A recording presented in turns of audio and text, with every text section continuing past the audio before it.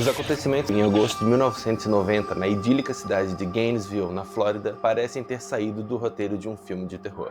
Em 3 noites, 5 jovens universitários foram brutalmente assassinados, tendo seus corpos violentados e mutilados. O autor do crime ficou conhecido como o Estripador de Gainesville. Prepare a pipoca, tranque as portas e apague as luzes, porque está começando mais um Clube do Cinema do Universo Pânico.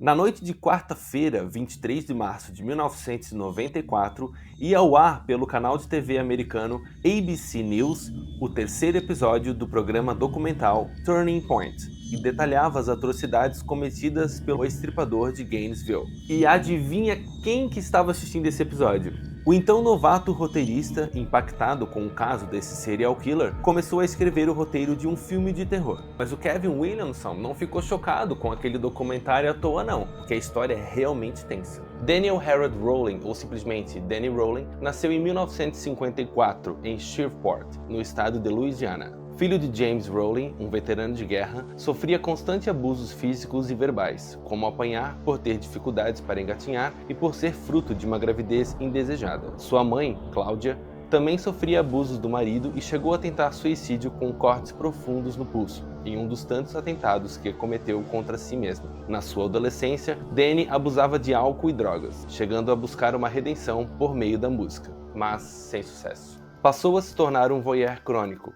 uma compulsão que evoluiria mais tarde para roubo, invasão, estupro e, por fim, homicídio sexual. Aos 17 anos, ingressou na Força Aérea, mas foi expulso 2 anos depois ao ser flagrado com maconha. Após a dispensa, voltou à cidade natal e passou a morar com o avô. A saída encontrada foi tentar se casar e levar uma vida normal, que pudesse trazer novos ares, o que também não deu certo. Aos 20 anos, se casou com Omata Ann Halco e teve uma filha, Kylie Danielle. Danny voltou a beber e usar drogas, além de constantemente sair por dias sem avisar ou dar notícias. Agia de maneira irracional, deixando Omata com medo dele. Aos 23 anos, depois de uma discussão acalorada com sua esposa, apontou uma arma na cabeça dela e ameaçou matá-la, o que a levou a pedir o divórcio. A partir daí, Danny começou a praticar vários roubos e assaltos, sendo preso várias vezes e fugindo em várias oportunidades também. Em 1988, numa das vezes em que estava preso, Danny foi posto em liberdade condicional da penitenciária de Mississippi, com a condição de que retornasse a Shreveport. Ele retornou à sua cidade natal e resolveu voltar a morar com os pais. Em 4 de novembro de 1989, foi demitido do trabalho. Seu chefe afirmou que ele havia faltado 3 dias consecutivos, e quando foi confrontado sobre isso, explodiu em um ataque de raiva e ameaçou matar o gerente e o cozinheiro. Em 6 de novembro, um triplo homicídio foi registrado em uma residência localizada a 10 minutos da casa onde Danny estava morando com os pais. Foram encontrados os corpos de 3 vítimas: William Thomas Grissom, de 55 anos, Julie Grissom, de 24 anos, e o sobrinho, Sean, de 8 anos. Exames estimaram o tempo de morte em 2 dias, corroborando com um dia em que Danny foi demitido. Em 18 de maio de 1990, Danny deu 2 tiros no seu pai em meio a uma das tantas brigas. Apesar de fazê-lo perder um olho e uma orelha, James sobreviveu. Com isso, Danny teve que fugir, seguindo para o estado da Flórida. Chegando na cidade de Gainesville, Danny montou um acampamento em meia mata, próximo de alguns complexos de apartamentos frequentados por estudantes universitários, onde ele viria a cometer seus próximos crimes. Em 24 de agosto de 1990, nas primeiras horas da manhã, Danny invadiu o apartamento de Sonia Larson, de 18 anos, e Christina Powell, de 17 anos, calouras da Universidade da Flórida. Ele encontrou Christina dormindo no sofá no andar de baixo. Ficou ao lado dela observando brevemente, mas não a acordou, optando ir para o quarto do andar de cima, onde Sonia também estava dormindo. Primeiro, Danny cobriu a boca de Sonia com uma fita adesiva para abafar seus gritos e depois a esfaqueou até a morte com uma faca de caça.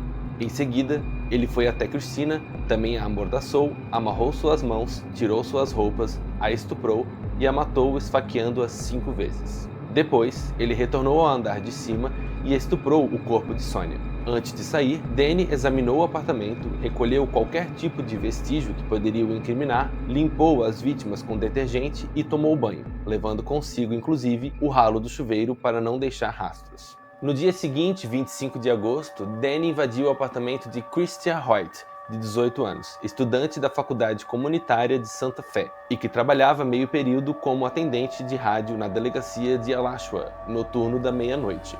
Quando Christa chegou em casa, por volta das 11 horas da manhã, foi surpreendida por Danny, que novamente amordaçou, amarrou e estuprou a nova vítima. Em seguida, cortou seus mamilos e abriu seu corpo da virilha até o externo. Já morta, decapitou Christa, posicionou seu corpo sentado na beira da cama e colocou sua cabeça em uma prateleira para que ela olhasse seu próprio corpo. As duas primeiras vítimas, Sonia e Christina, foram encontradas no domingo, 26 de agosto, quando os pais foram até o campus após não receberem notícias das filhas durante o final de semana. Eles bateram na porta e, como não obtiveram resposta, recorreram à polícia de Gainesville. Naquela mesma noite, Christa não compareceu ao trabalho na delegacia. Os policiais foram até o apartamento dela e se depararam com a cena macabra. Apesar de toda a cautela de Danny, foram encontrados vestígios de sêmen em ambas as cenas dos crimes, sendo levado para análise laboratorial. Na madrugada de 27 de agosto, Danny invadiu o apartamento de Manuel Taboada e Tracy Pauls, ambos universitários de 23 anos e amigos desde o colegial.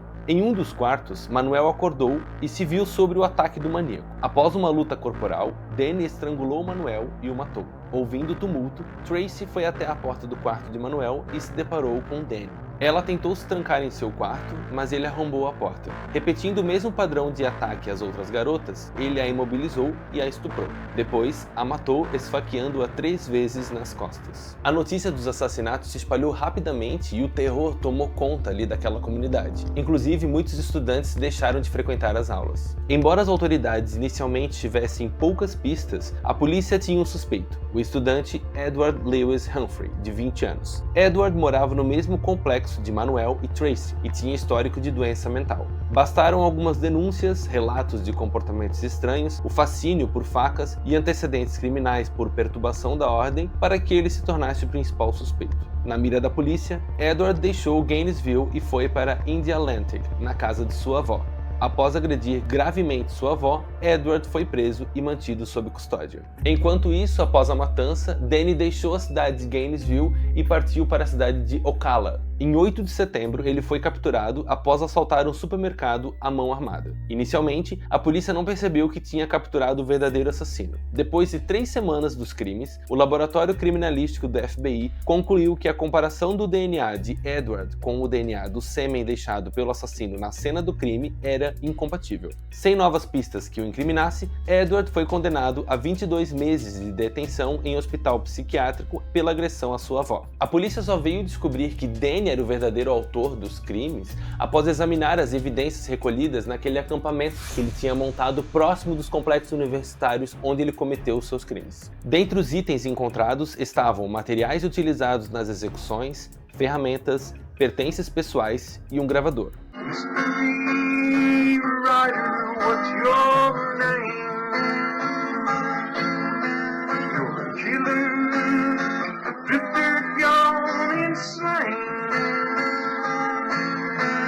Em 15 de novembro de 1991, Danny foi acusado pelo homicídio dos 5 jovens. Enquanto estava na prisão, Danny começou a trocar cartas com Shonda London, uma jornalista que alcançou certa fama ao escrever um livro sobre seu ex-namorado, o serial killer Jared John Sheffer. Essa proximidade resultou em um livro e também em um noivado. Mas essa Shonda gostava de um amor bandido, né?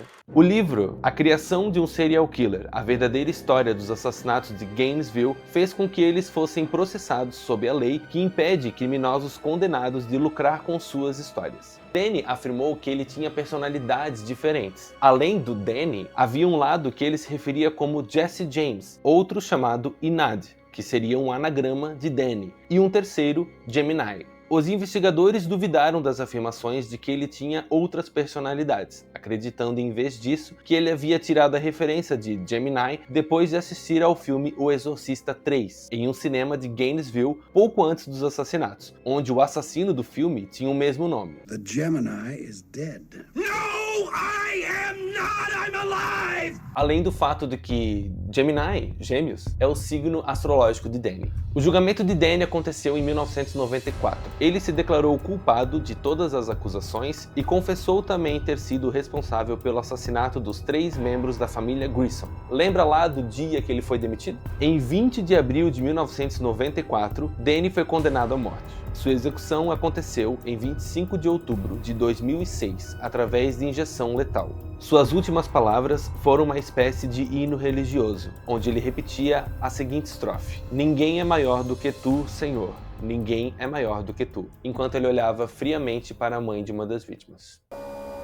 O terror é real e está presente no dia a dia, seja em Gainesville ou em Woodsboro. Danny Rowling é um vilão da vida real. Seus crimes hediondos chocaram toda uma nação e sua perversidade segue impactante, ficando quase difícil de acreditar que possa existir humanidade em um ser humano capaz de tamanha monstruosidade. Assim também são os vilões da ficção, mas diferente dos vilões da vida real, eles podem nos atingir de forma controlada, e até que os créditos finais comecem a subir. E assim como a vida inspira a arte também é inspirada por outras obras que interagem em perfeita simbiose. Por exemplo, Pânico presta tributo e conversa com vários outros clássicos do cinema de terror, mas isso aí é assunto para um outro episódio.